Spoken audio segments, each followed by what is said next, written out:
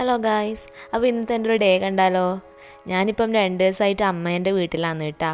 അതായത് എൻ്റെ അമ്മമ്മയിലുള്ള വീട്ടിൽ. അപ്പോൾ ഇവിടെ ഞങ്ങൾക്ക് താഴെ പോയതിൻ്റെ അരയിലൊരു തോട്ടമുണ്ട്. അപ്പോൾ തോട്ടത്തിൻ്റെ അടുത്തൊരു കാവുണ്ട്. അപ്പോൾ അവിടെ കാവിൽ പ്രതിഷ്ഠ നടത്തിയതിൻ്റെ വാർഷികമായിട്ട് ബന്ധപ്പെട്ടിട്ട് വന്നതാണ് കേട്ടോ ഇങ്ങോട്ടേക്ക്.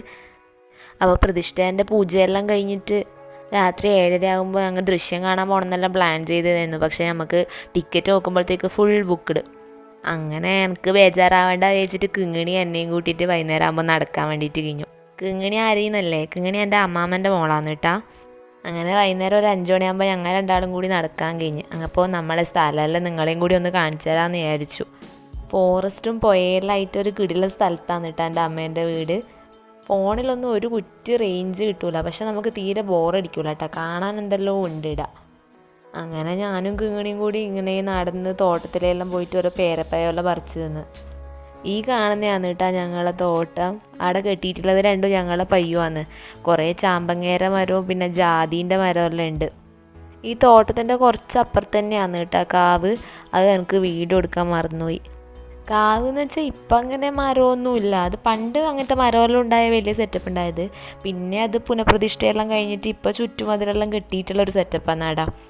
തോട്ടത്തിലേ നടന്ന് പോയതിൻ്റെ ഇറക്ക് എത്തുമ്പോഴത്തേക്ക് ആടെ പിള്ളമാർ കളിക്കുന്നുണ്ടായിരുന്നു. ഞാനും കിങ്ങിണിയും കുറച്ച് സമയം ആടെ നിന്നിട്ട് പിന്നെ നേരെ തിരിച്ചു വന്നു.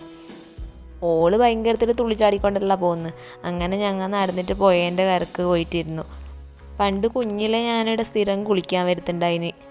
വൈകുന്നേരം ഒരു 4 മണിയെല്ലാം ആകുമ്പോൾ കുളിക്കാൻ വേണ്ടിയിട്ട് പോയാൽ പിന്നെ ഒരു 6 മണിയെല്ലാം ആകുമ്പോൾ അന്ന് തിരിച്ച് വീട്ടിലെത്തുന്നത്. വീട്ടിലേക്ക് എത്തുമ്പോഴത്തേക്ക് അമ്മമ്മേൻ്റെ വായിന്നാണെങ്കിൽ നല്ല പാങ്ങിൽ ചീത്തയും കേൾക്കും.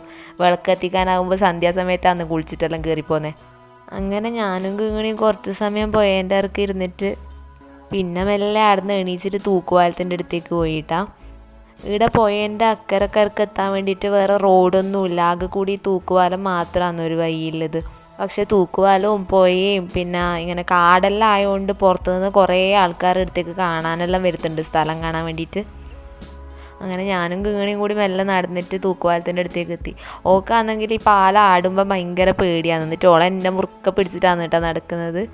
എനിക്ക് കുഞ്ഞിലെ ഭയങ്കര പേടിയുണ്ടായിന്. പാലം ഇങ്ങനെ ആടിക്കൊണ്ടിരിക്കും നമ്മൾ അതിൽ നടക്കുന്ന സമയത്ത്. അപ്പോൾ താഴെ ഭയങ്കര വെള്ളമായിരിക്കും.